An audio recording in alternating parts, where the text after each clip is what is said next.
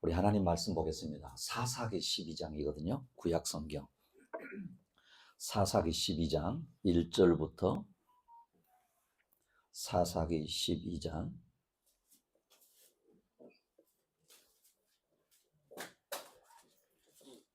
13장입니다. 사사기 13장 1절부터 7절까지를 교독하겠습니다. 사사기 13장 1절부터 7절입니다. 제가 한 절, 여러분이 한 절. 구약 성경입니다. 사사기 13장입니다. 1절부터 7절까지입니다. 이스라엘 자손이 다시 여호와의 목전에 악을 행하였으므로 여호와께서 그들을 40년 동안 블레셋 사람의 손에 넘겨주시니라. 소라 땅에 단지파의 가족 중에 마노아라 이름하는 자가 있더라. 그의 아내가 임신하지 못함으로 출산하지 못하더니 여호와의 사자가 그 여인에게 나타나서 그에게 이르시되 보라, 내가 본래 임신하지 못함으로 출산하지 못하였으나 이제 임신하여 아들을 낳으리니 그러므로 너는 삼가 포도주와 독주를 마시지 말며 어떤 부정한 것도 먹지 말지니라. 보라, 내가 임신하여 아들을 낳으리니 그의 머리 위에 삭도를 대지 말라. 이 아이는 태에서 나옴으로부터 하나님께 바쳐진 나실인이 됨이라.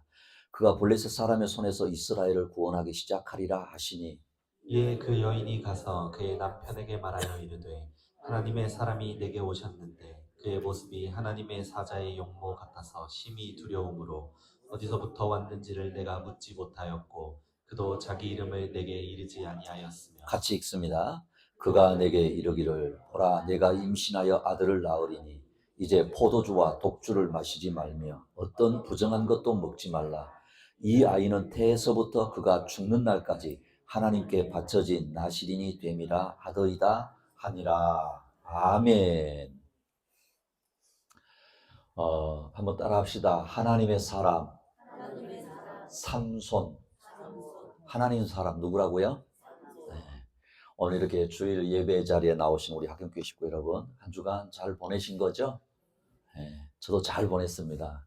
우리 최장로님 한 주간 목회자가 되셔가지고 새벽 기도, 찬양, 수요 기도까지 다 인도하셨는데 오히려 제가 없을 때보다 더 은혜스러웠지요? 얼마 좋아요. 감사하고. 여러분 살아가면서 하나님 나를 사랑하시는구나 어떻게 알고 느끼세요? 하나님 나를 사랑하시는구나. 그걸 여러분 어떻게 알고 느끼세요? 하나님 나를 진짜 사랑하시는구나. 이런 그런 부분을 느끼시지 못한다고 한다면 오늘 말씀을 잘 들으셨으면 좋겠고요.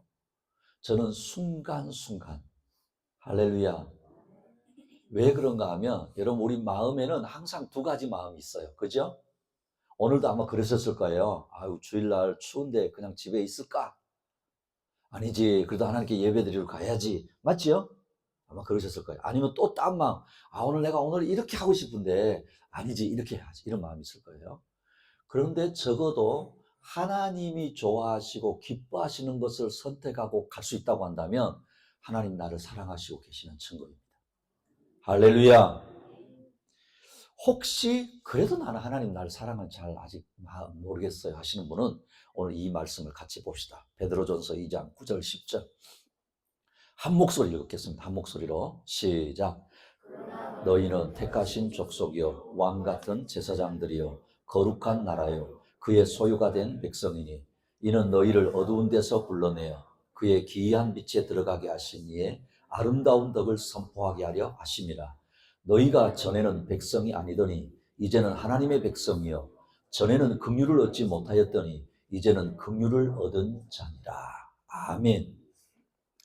여러분 세상은요 사람들은 우리를 그냥 한참게 볼 수도 있어요. 그죠? 그냥 그냥 일상의 사람이지 이렇게 그냥 지나칠 수 있습니다. 근데 하나님은 우리를 택하신 족속이요 왕같은 제사장이요 거룩한 나라요 하나님의 소유된 백성으로 불러주셨다라는 거예요. 심지어는요 어둠에서 기이한 빛으로 부르시고 큰 긍휼을 우리에게 베풀어 주셔서 백성 아닌 우리를 하나님의 백성으로 부르셨다 이렇게 말씀하고 있습니다. 이거는 여러분이 조금만 고민을 하면서 깊게 묵상해 보면 와 하나님 나를 이렇게 사랑하셔? 거기서 조금 더 나가 보면요 하나님이 이렇게 우리를 왕같은 제사장 거룩한 백성으로 어두움 가운데 빛으로 불러내셨을 뿐만 아니라 이렇게 하기 위해서 저와 여러분을 위해 독생자 예수 그리스도를 십자가에 죽이시기까지 사랑하셨다는 거예요. 할렐루야. 여러분, 하나님이 왜 예수님을 죽이시면서까지 저와 여러분을 사랑하셨을까요? 무엇 때문에 그럴까요? 다시 베드로전서에 보시면 보세요. 어두움에서 기이한 빛으로 부르시고 큰 긍휼로 백성 아니던 우리를 백성으로 부르신 하나님을 드러내라고 부르셨다. 이렇게 말씀하고 있다는 거예요. 이게 다른 말이 아니에요. 하나님께서 저와 여러분을 이렇게 사랑한다라는 것을 세상 사람들에게 뭐 하려고요? 드러내 보이려고 우리를 그렇게 부르시고 사랑하셨다라는 거예요. 여러분, 이런 걸 뭐라고 말하느냐? 따라합시다. 특별히 부름받았습니다. 할렐루야. 특별히 부름받은 거예요. 제가 이번에 쉬면서 딸이 있는 서울을 갈 기회가 있어요. 어우, 울산 촌사람이 서울을 갔더니 평소는 제가 차를 몰고 갔다가 이번에 이제 대중교통만 이용하고 지하철 타고 막 했는데 사람이 너무 많더라고요.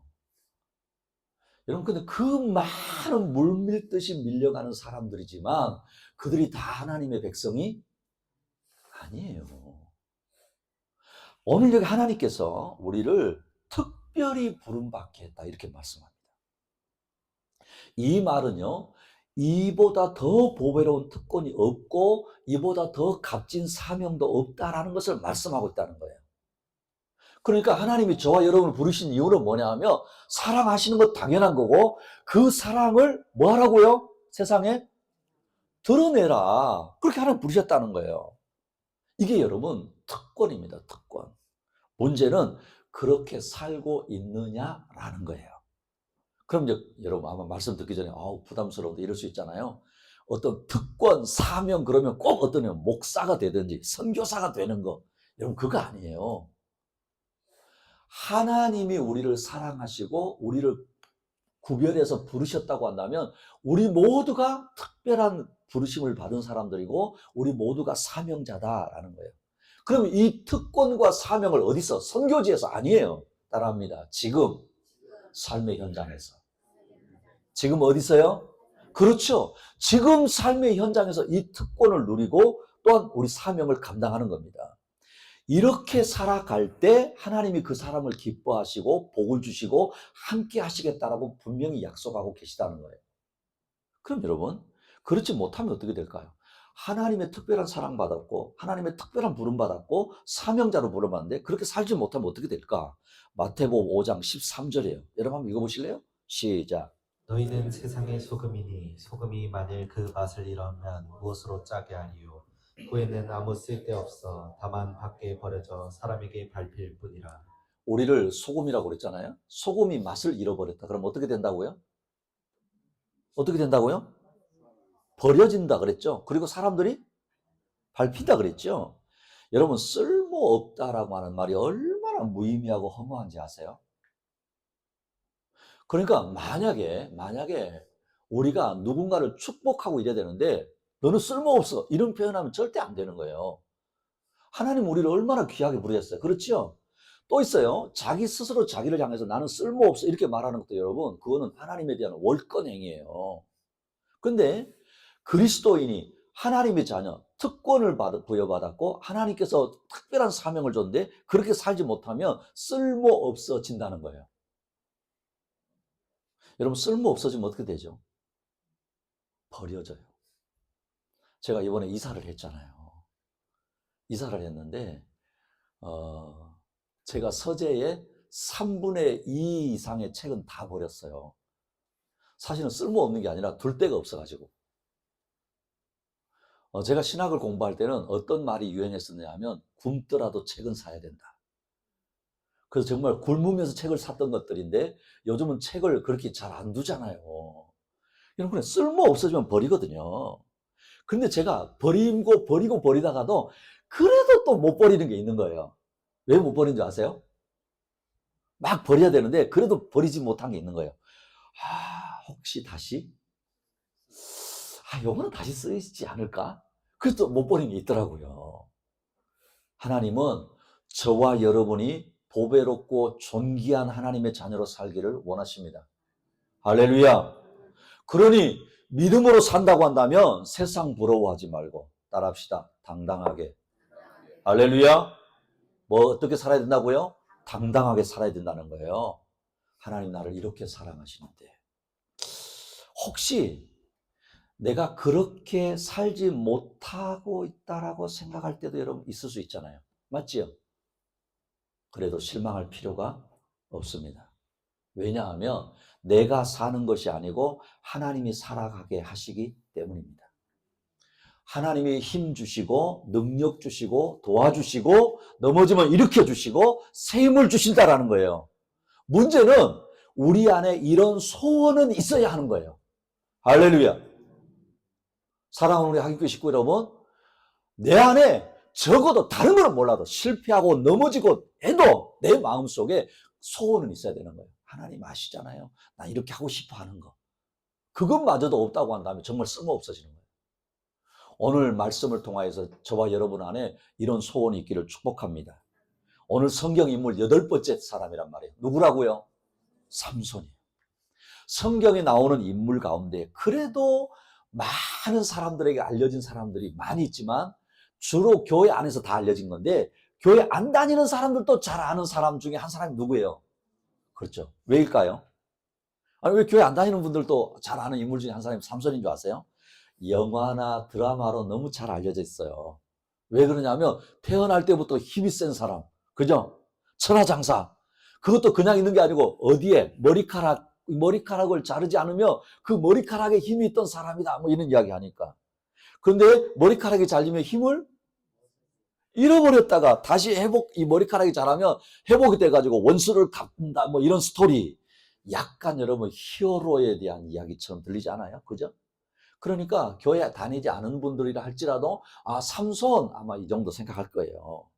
자, 그러면 여러분은 삼손에 대해서 어떻게 생각하세요? 삼손 그냥 영웅이지 그 정도입니까? 저는요, 이 땅을 살아가는 하나님의 백성들이 어떻게 살아야지 성공적인 삶을 살 수 있고 어떻게 살면 실패하는가를 보여주는 대표적인 인물이 누구예요? 오늘 삼손이에요. 그래서 여러분 잘 보세요. 하나님의 백성은 역사를 통해서 교훈을 받고 사람을 통해서 교훈을 받아야 되는 거예요. 그 사람이 지혜로운 사람입니다. 그러니까 하나님의 백성이 어떻게 하면 성공적인 하나님의 백성답게 살 수 있고 어떻게 하면 실패하는가라고 하는 것을 삼손을 통해서 보게 되어집니다.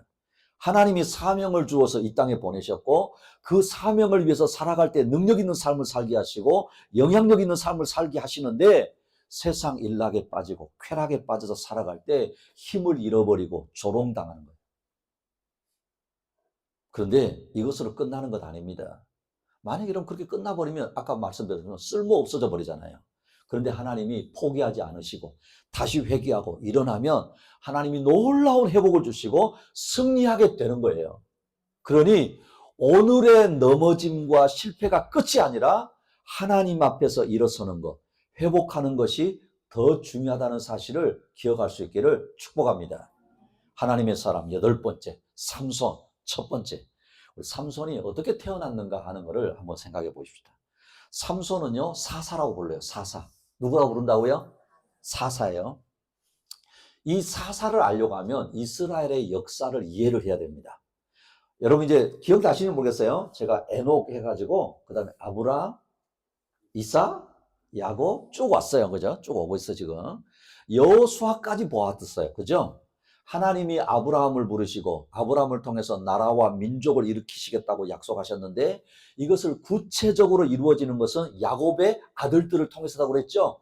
그 아들들 가운데도 누구? 요셉. 그렇죠.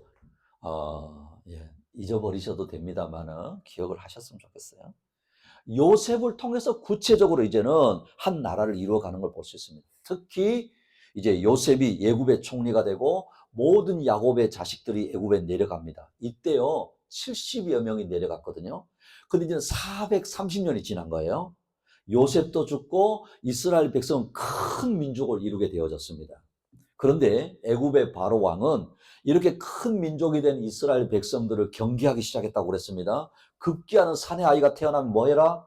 다 죽이라는 명령을 내렸습니다. 그때 이것은 그냥 바로 왕이 이스라엘 백성을 죽이는 거 아니에요.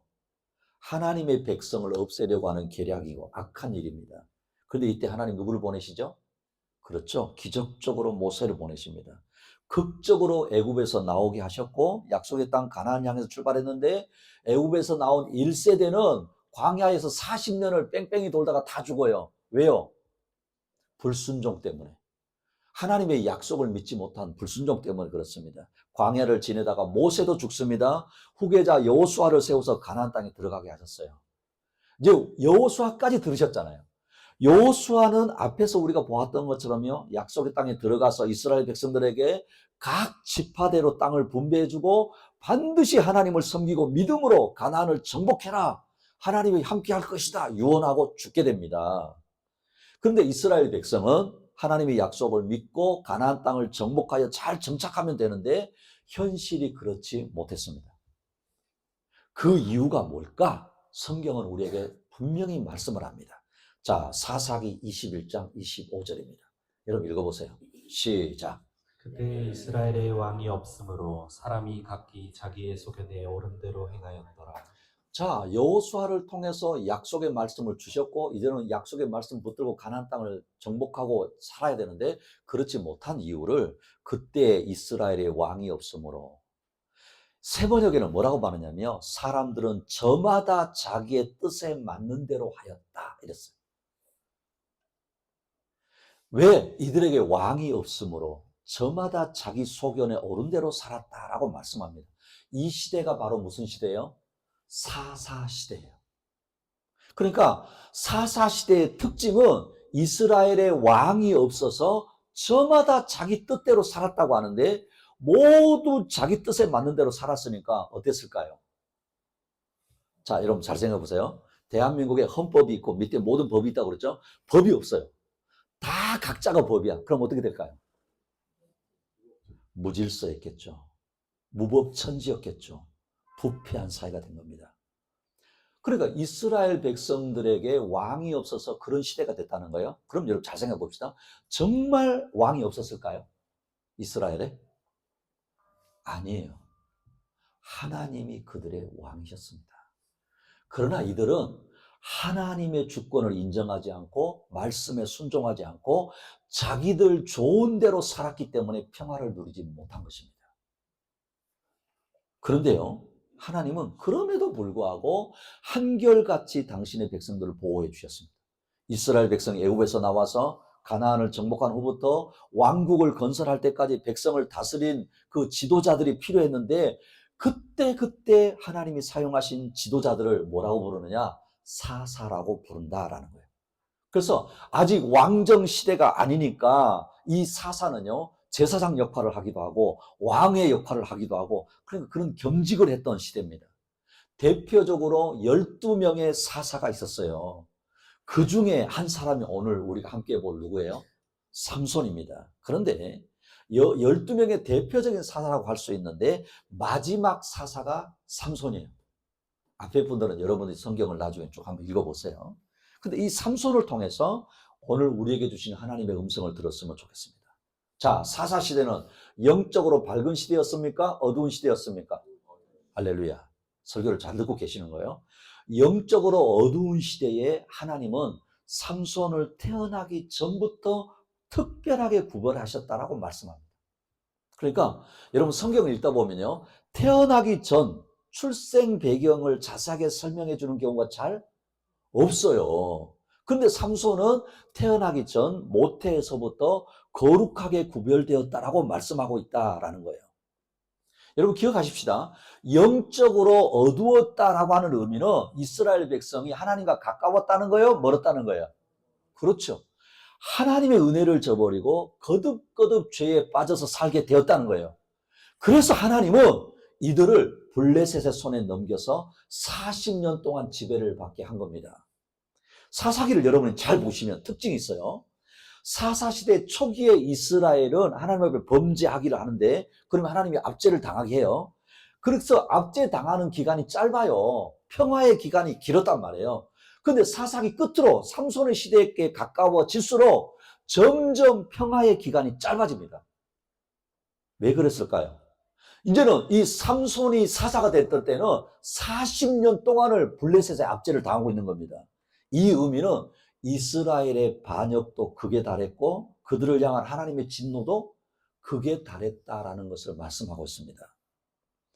이런 극심한 곤경에 빠진 이스라엘을 블레셋의 손에서 구원하시기 위해서 구원자를 보내실 것을 계획하시고 오랫동안 불임의 고통을 겪었던 한 여인을 하나님이 천사를 통해 찾아오시고 아이를 잉태할 것을 약속하시고 이 아이를 어떻게 길러야 할지까지도 자세히 설명을 해주셨습니다.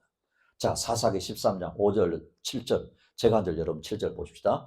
보라 내가 임신하여 아들을 낳으리니 그의 머리 위에 삭도를 대지 말라. 이 아이는 태에서 나옴으로부터 하나님께 바쳐진 나실인이 됨이라.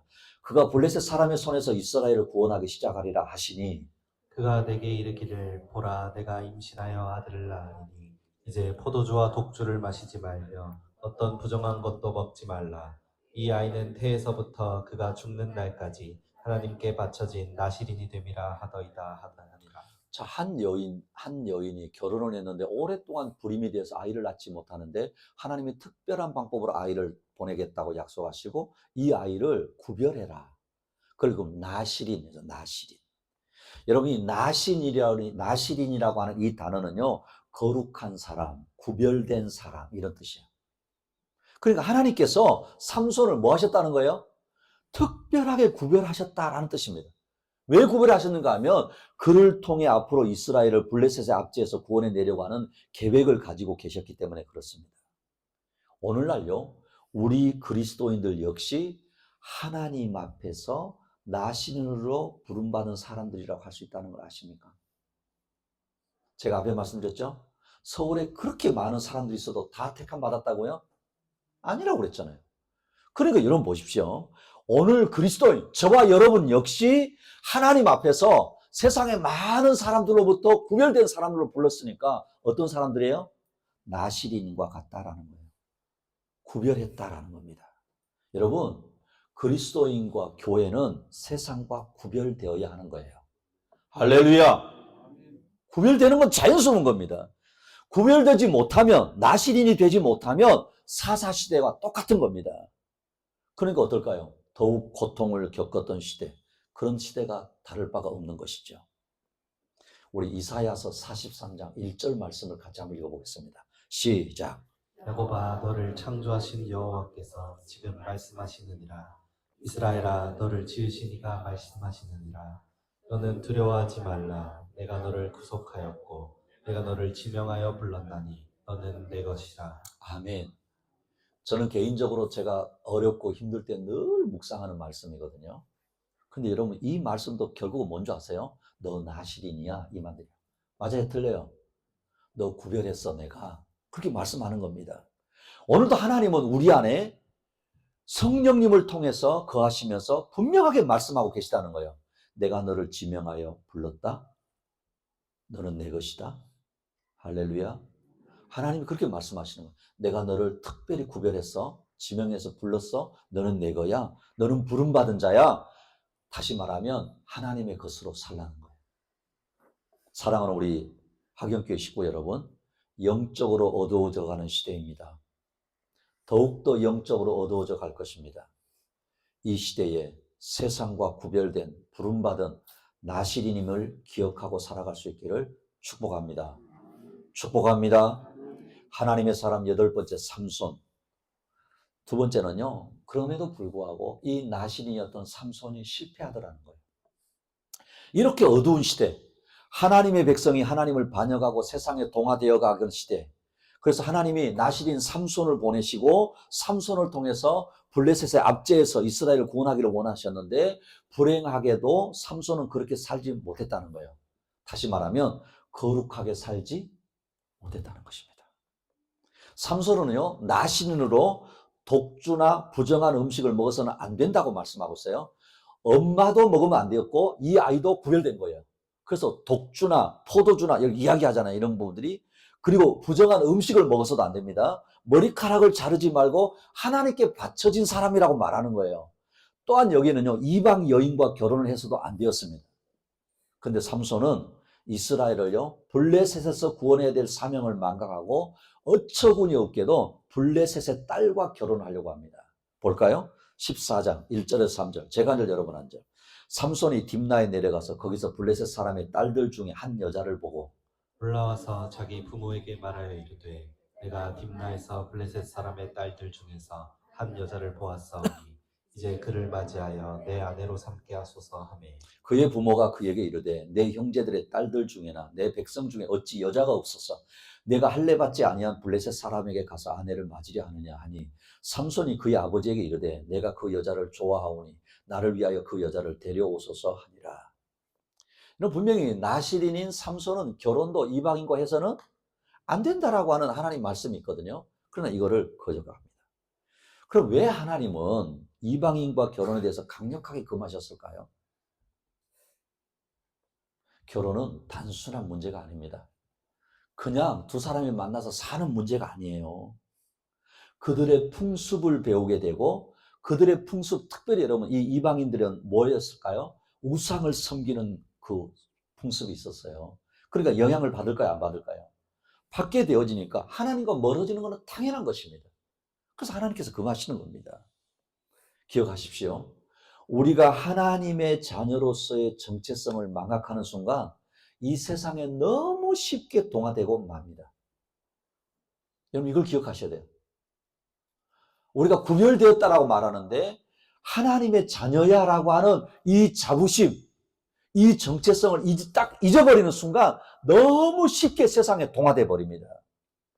그리고 보십시오. 삼손의 인생을 이야기하면 빼놓을 수 없는 것이 그의 힘이 어디서 나왔다고요? 머리카락에서 나왔다고 그랬잖아요. 그래서 이 힘이 어느 정도였느냐? 여러분이 사사기를 읽어보시면 삼손이 하루는요 젊은 사자를 일껏 찢어 죽였다 그런 표현이 있어요. 사자, 그것도 젊은 사자를 자기 힘으로 찢어서 죽였고 아스글론 사람 30명을 하루 1시간에 쳐 죽였다 이렇게 표현이 있어요. 그래 여러분 우리가 와 삼손이 대단한 힘을 가졌구나 이렇게 생각할 수 있잖아요. 근데 이거는 삼손에 대해서 외형적인 것만 이야기하는 거예요. 성경은 우리에게 분명히 말씀합니다. 자, 사사기 14장 6절 앞에 볼게요. 여호와의 무엇이 그렇죠. 여호와의 영이 삼손에게 강하게 임하니 그가 손에 아무것도 없이 그 사자를 염소 새끼를 찢는 것 같이 찢었으나 그는 자기가 행한 일을 부모에게 알리지 아니하였다. 자, 중요한 단어를 하나 기억하십시오. 여호와의 영이 삼손에게 임했더니 그렇죠? 자, 14장 19절 여호와의 영이 삼손에게 갑자기 임하시네. 삼손이 아스글론에 내려가서 그곳 사람 30명을 쳐 죽이고 표현 있죠?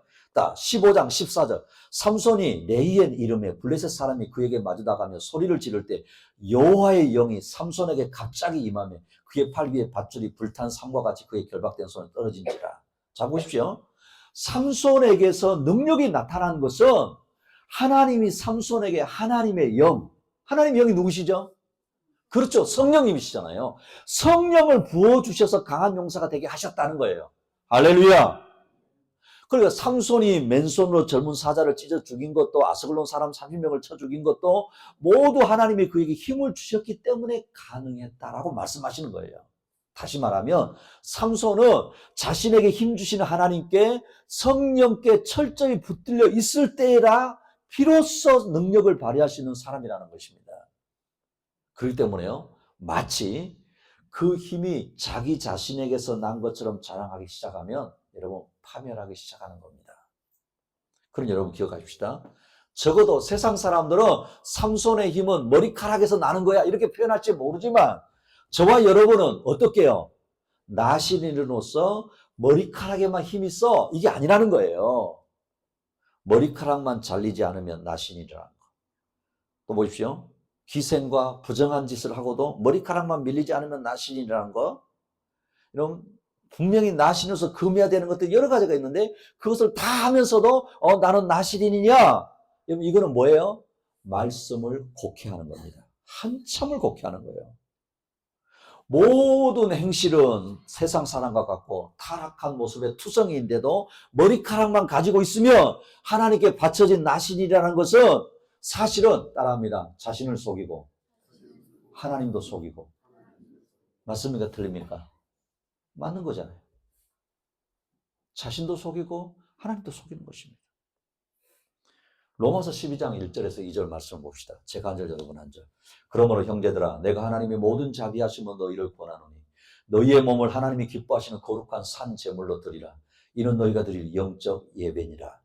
너희는 이 세대를 본받지 말고 오직 마음을 새롭게 함으로 변화를 받아 하나님의 선하시고 기뻐하시고 온전하신 뜻이 무엇인지 분별하도록 하라. 우리가 너무 잘 아는 이 로마서잖아요. 바울은 분명히 이야기합니다. 우리가 어떻게 하나님의 은혜로 구원을 받았는지를 자세히 설명을 합니다.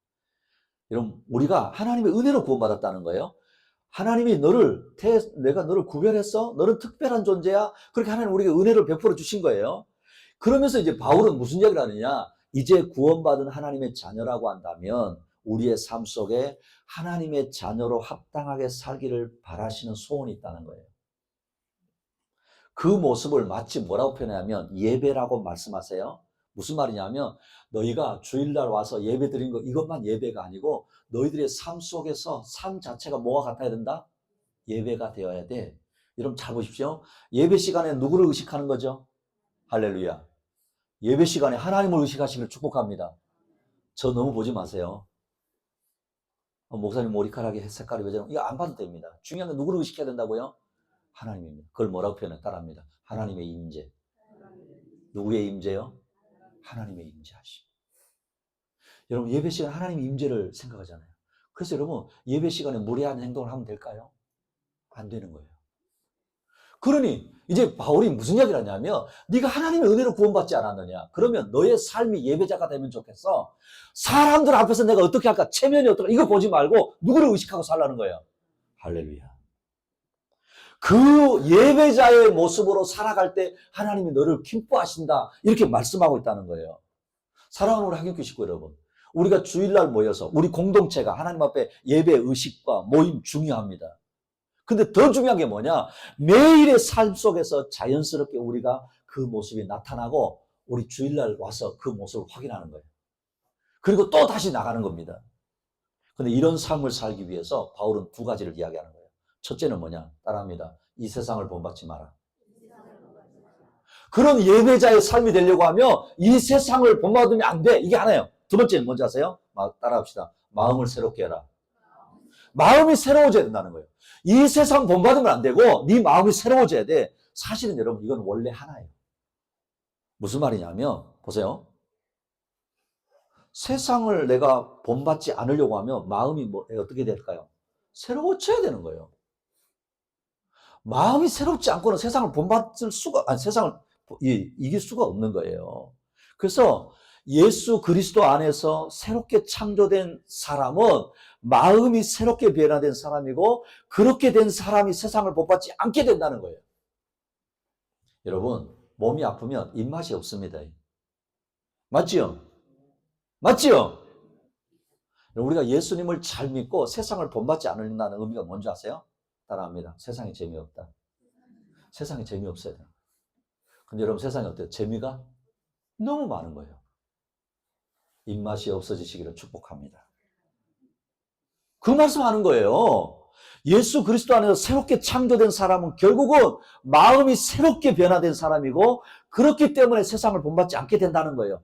이렇게 될 때 하나님의 뜻을 바르게 분별하고 바른 삶을 살 수 있게 된다는 겁니다. 이런 모습이 있을 때 하나님 앞에 바른 예배도 된다는 거예요. 그러니까 보십시오. 이런 변화가 없이 이 세상 사람과 똑같은 모습으로 예배자로 그리스도인으로 살아간다면 마치 삼손이 나실인으로서의 정체성은 없는데 오로지 어디에만 힘이 있다고 생각하는 거예요. 그렇죠. 머리카락에만 힘이 있고 능력이 있는 것처럼 여기가 똑같다는 거예요. 내 생활의 전부가 하나님 앞에서 예배자의 모습으로 살아야 하는데 주일날 예배에 참석하면은 아우 나는 오늘 또 내가 새롭게 충전받았어. 그리스도인이야. 안 된다는 거예요. 삼손과 다를 바가 없다는 것입니다. 여러분 이게 어떤 것도 포함될 수 있는 줄 아세요? 성경적인 지식도 그럴 수 있습니다. 내가 성경을 많이 알고 있으니까 나는 능력이 있어. 될까요? 안 됩니다. 넘어집니다. 여러분 교회의 직분도 그럴 수 있습니다. 내가 목사인데 내가 장로인데 내가 안수집사인데 그것마저도 내가 나신으로서의 구별됨이 없이 그렇다고 한다면 삼손과 다를 바가 없다는 겁니다. 결국 보십시오. 나신으로서 삼손의 실패의 길을 마지막 가는 게 뭔지 아십니까? 결정적인 모습이 뭔지 아세요? 따라합니다. 정욕의 포로. 정욕의 포로가 됩니다. 기생 들릴라의 무릎을 베고 누워서 자기 비밀을 실토합니다. 봅시다. 안타까운데 사사기 16장 15절에서 19절이에요. 제가 한 절 여러분 한 절. 들릴라가 삼손에게 이르되 당신의 마음이 내게 있지 아니하면서 당신이 어찌 나를 사랑한다 하느냐. 당신이 이로써 3번이나 나를 희롱하고 당신의 큰 힘이 무엇으로 말미암아 생기는지를 내게 말하지 아니하였도다 하며 날마다 그 말로 그를 재촉하여 조르매 삼손의 마음이 번뇌하여 죽을 지경이라. 삼손이 진심을 드러내어 그에게 이르되 내 머리 위에는 삭도를 대지 아니하였나니 이는 내가 못해서부터 하나님의 나시림이 되었음이라. 만일 내 머리가 밀리면 내 힘이 내게서 떠나고 나는 약해져서 다른 사람과 같으리라 하니라. 들릴라가 삼손이 진심을 다 알려주므로 사람을 보내어 블레셋 사람들의 방백들을 불러 이르되 삼손이 내게 진심을 알려주었으니 이제 한 번만 올라오라 하니 블레셋 방백들이 손에 은을 가지고 그 여인에게로 올라오니라. 같이 봅시다. 시작. 들릴라가 삼손에게 자기 무릎을 베고 자기하고 사람을 불러 그의 머리털 7가닥을 밀고 괴롭가여 본즉 그의 힘이 없어졌더라. 여러분 이거는 너무너무 안타까운 부분의 이야기예요. 기생 들릴라의 끈질긴 유혹에 삼손은 마침내 자신의 비밀을 털어놓고 무기력하게 되어집니다. 사랑하는 우리 하객교 식구 여러분, 기억하십시오. 사랑하는 우리 아이들 꼭 기억해야 됩니다. 세상의 유혹이 이와 같습니다. 죄의 유혹이 이와 같습니다. 여러분 대충 유혹하지 않습니다. 끈질깁니다. 치밀합니다. 우리 남자들은 여자를 잘 만나야 됩니다. 여자도 남자를 잘 만나야 되지만 정말 유혹이 만만치 않습니다.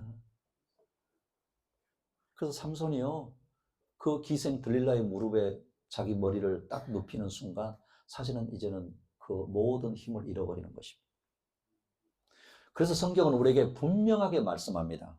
에베소 5장 16절에 18절. 제가 한 절 여러분 한 절. 세월을 아끼라 때가 악하니라. 그러므로 어리석은 자가 되지 말고 오직 주의 뜻이 무엇인가 이해하라. 같이 봅니다. 술 취하지 말라. 이는 방탕한 것이니 오직 성령으로 충만함을 받으라. 기억하십시오. 세상을 이기려고 하면, 유혹을 이기려고 하면 지혜로운 사람이 되어야 됩니다. 성령의 사람이 되어야 합니다. 성령의 사람의 특징이 뭔지 아십니까? 시간을 소중히 여기는 거예요. 여기 아주 바울이 우리에게 아주 의미 있는 말을 하는 거예요. 바울은 마치 이런 이야기를 하는 겁니다. 시간을요, 돈을 주고 구입한 값진 상품이나 무언가에 매여서 해방을 바라는 대상으로 표현하고 있다는 거예요. 무슨 뜻이냐면 하나님의 자녀는 하나님의 뜻을 이해하고 살아야 되는데 그 거룩한 시간이 세상에 매여 있다는 거예요. 세상에 치여 있으니까. 들릴라에게 빼앗겨 있으니까. 그것을 어떻게 하든지 네가 값을 주고라도 찾아와야 돼. 그게 시간을 아끼는 거야. 이렇게 말하고 있다는 거예요. 주님의 뜻을 이해하지 못하는 지혜 없는 자들에 의해서 하나님의 거룩한 시간이 매여 있는데 이 악한 시대에 지혜 있는 자들은 그 시간을 하나님의 뜻이 성취되는 시간으로 바꿔야 한다는 거예요. 그것이 지혜이고 시간을 허비하지 않는 삶이기 때문에 그런 거예요. 저는 우리 하경교회 식구들이 하나님 앞에 분주한 모습이기를 축복합니다. 또 오해하지 마세요. 제가 워낙 일 중심의 사람이라 표현을 하니까 그런 의미가 아니에요. 정말 정신없이 1분 1초 아껴서 열심히 살잖아요. 근데 문제는 그 1분 1초 아꼈던 시간이 주님과의 친밀해진 관계였는가, 세상과 친해지는 관계였는가도 잘 검사해야 된다는 거예요. 하나님의 백성이 지혜 있는 자로서 시간을 아끼고 하나님의 뜻을 이해하려고 하면 술에 취하지 말라고 말씀합니다. 여러분 여기 술 취하지 말라 그랬잖아요. 이 술만 표현이 아니에요. 내가 세상에 매여 있는 걸 다 넣어보면 됩니다. 술은요, 우리를 무절제하고 방탕으로 이끌어가고 하나님에 대한 영적 감각을 마비시킵니다. 그리고 이웃과의 관계를 파괴합니다. 저는 할 수만 있으면 여러분 단호해야 됩니다. 단호하셔야 됩니다. 왜요? 단호하지 않으면 이길 수 없기 때문에 성경은 말씀합니다. 하지만 성령님에 의해서 하나님과 예수 그리스도의 그 충만한 분량까지 충만해질 때, 이 말이 무슨 말이냐? 하나님께서 나를 다스릴 때, 성령이 다스릴 때 우리 안에 능력이 나타난다는 거예요. 내 생각과 의지와 판단력이 주님을 기쁘시게 하는데 쓰일 수 있다는 거예요. 할렐루야. 삼손의 실패는 성령에 사로잡히지 않고 세상 술에 쾌락에 잡혀 사명을 망각할 때 시작된 겁니다. 여러분, 지금도 많은 그리스도인들이 삼손의 길을 가고 있습니다. 여러분 보이십니까? 사랑하는 우리 하교교회 식구 여러분, 날마다 지혜롭고 성령으로 충만할 수 있기를 축복합니다. 하나님의 사람 삼손 마지막. 그럼 여러분, 삼손은 어떻게 살아 끝났을까요? 삼손이 들릴라에게 사로잡히고 정욕적이 되었고 나신으로서 정체성을 잃어버렸을 때 하나님의 영이 그를 떠나고 그는 무기력한 사람이 되었다. 그렇게 말합니다. 자, 사사기 16장 19절에서 20절. 제가 앉아 여러분 앉아.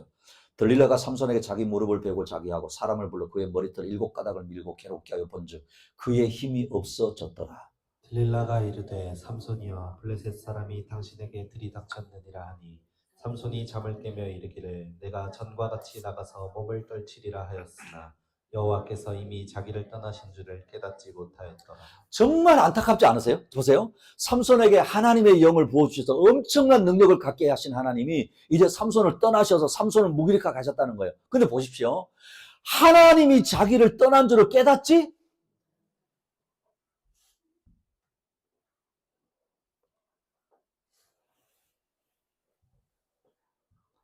하나님이 나의 삶에 계시지 않구나라는 것을 깨닫지 못하더라는 거예요.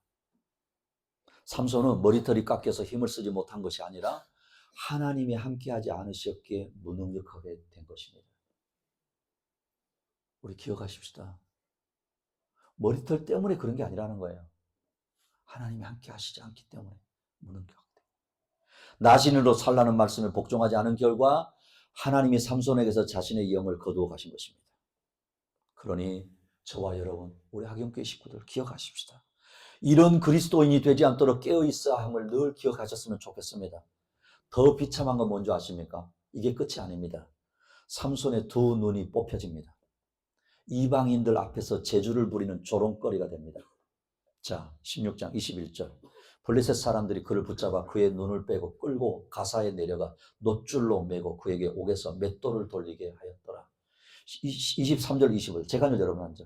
블레셋 사람의 방백들이 이르되 우리의 신이 우리 원수 삼손을 우리 손에 넘겨줬다 하고 다 모여 그들의 신 다곤에게 큰 제사를 드리고 즐거워하고 백성들도 삼손을 보았으므로 이르되 우리의 땅을 망쳐놓고 우리의 많은 사람을 죽인 원수를 우리의 신이 우리 손에 넘겨주었다 하고 자기들의 신을 찬양하며 그들의 마음이 즐거울 때 이르되 삼손을 불러다가 우리를 위하여 제주를 부르게 하자 하고 옥에서 삼손을 불러내매 삼손이 그들을 위하여 제주를 부리니라. 그들이 삼손을 두 기둥 사이에 세웠더니 여러분 어떻습니까? 얼마나 비참합니까? 그죠?